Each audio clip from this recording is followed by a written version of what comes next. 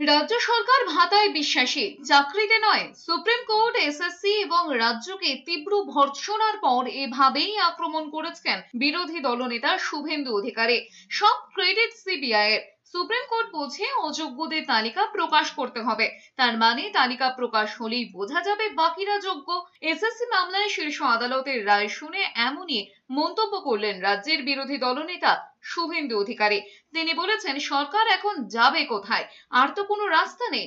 2 তারিখে অযোগ্য তালিকা দিতেই হবে, যার থেকে প্রমাণ হয়ে যাবে মমতা বন্দ্যোপাধ্যায়ের সরকার অযোগ্যদের চাকরি দেয়।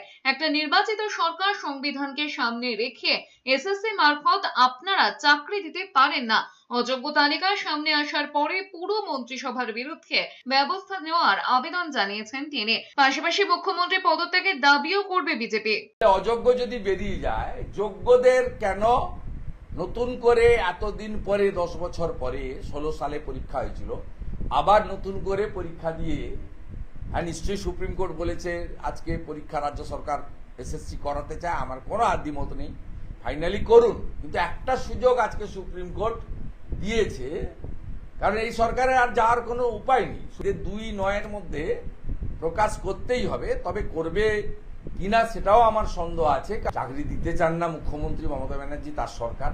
তারা ভাতাতে বিশ্বাস করেন, তোষণে বিশ্বাস করেন।